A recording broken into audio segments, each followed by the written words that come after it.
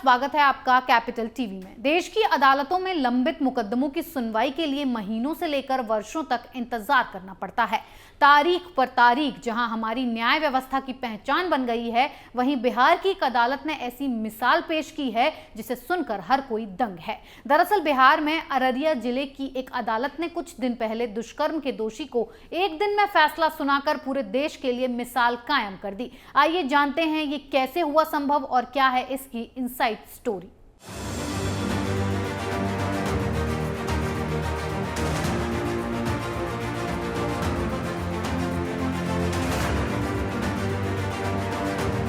अररिया जिला अदालत ने पॉक्सो एक्ट के तहत दर्ज मामले में सुनवाई करते हुए एक ही दिन में गवाही सुनने और बहस के बाद आरोपी को दोषी ठहराते हुए आजीवन कारावास की सजा सुना दी है।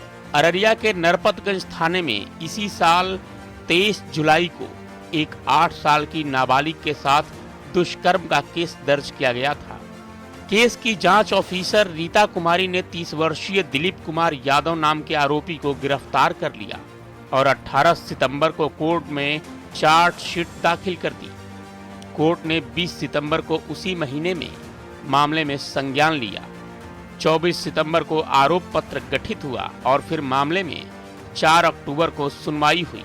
इसी दिन बहस हुई और आरोपी को उसी दिन सजा दे दी गई। पीड़िता पक्ष की ओर से पीड़िता, उसके माता पिता, भाई, 2 डॉक्टर, 1 सहायक नर्सिंग जांच अधिकारी और 2 पड़ोसी समेत 10 गवाह पेश किए गए। उन सभी की जांच की गई और उसी दिन जिरह की गई। सबसे बड़ी बात यह रही कि आरोपी यादव के पक्ष में किसी ने गवाही नहीं दी। अदालत ने यादव को उम्र कैद की सजा देने के अलावा सरकार से पीड़िता को 2 लाख रुपए देने का निर्देश दिया है। इधर बिहार सरकार के गृह विभाग के अभियोजन निदेशालय ने दावा किया है कि यह देश में पॉक्सो अधिनियम के तहत सबसे तेज ट्रायल था। गृह विभाग ने कहा कि इसने 2018 में मध्य प्रदेश की एक अदालत द्वारा निर्धारित 3 दिनों में एक फैसले के रिकॉर्ड को तोड़ दिया है। पब्लिक प्रोसिक्यूटर श्यामलाल यादव ने कहा कि हमारे पास एक मजबूत सबूत था जिसमें लड़की की मेडिकल रिपोर्ट और खून से सने कपड़े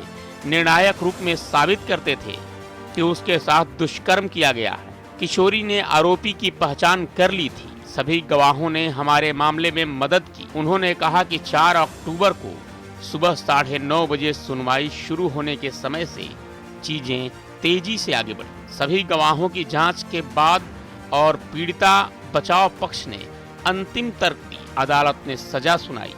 पूरे दिन की सुनवाई चली और शाम 5 बजे फैसला आ गया। वहीं बचाव पक्ष के वकील प्रकाश ने दलील दी कि लड़की के गुप्तांगों में चोट तब लगी होगी जब वह बांस की झाड़ियों के बीच खुले में शौच कर रही। वहीं एक मेडिकल रिपोर्ट में कहा गया है कि उसका हाइमन टूट गया था और उसके गुप्तांगों पर गंभीर चोटें आई थी। बचाव पक्ष ने इसके अलावा दलील देते हुए कहा कि प्राथमिकी स्पष्ट नहीं है कि हमला कहाँ हुआ था। बचाव पक्ष के वकील ने बताया कि पीड़ित पक्ष की ओर से की गई घटना में विरोधाभास नजर आ रहा है। इसके अलावा पीड़िता की ओर से अदालत के समक्ष दिए गए बयान में भी विरोधाभास है। वहीं जांच अधिकारी रीता कुमारी ने अदालत को बताया कि लड़की द्वारा आरोपी यादव की पहचान कर ली गई थी, जिसके बाद उनके पास किसी और पर संदेह करने का कोई कारण ही नहीं था। यादव को 1 सप्ताह के भीतर गिरफ्तार कर लिया गया। पीड़िता ने उसकी पहचान की।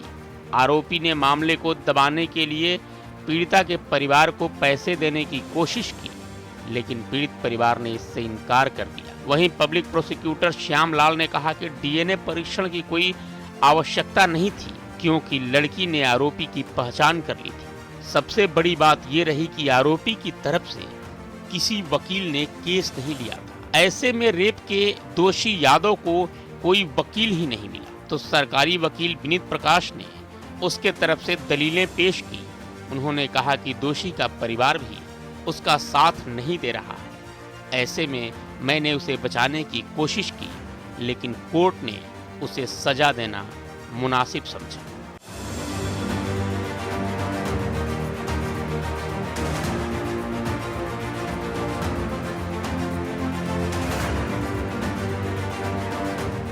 यहाँ तारीफ सिर्फ कोर्ट की नहीं करनी होगी, यहाँ तारीफ दोषी के उस परिवार की भी करनी चाहिए जिसने किसी लड़की की इज्जत पर हाथ डालने वाले उस शख्स का भी साथ नहीं दिया जो उनका अपना बेटा था। यही नहीं, तारीफ उस अररिया कोर्ट के वकीलों की भी की जानी चाहिए जिन्होंने रेप के आरोपी का केस नहीं लड़ा।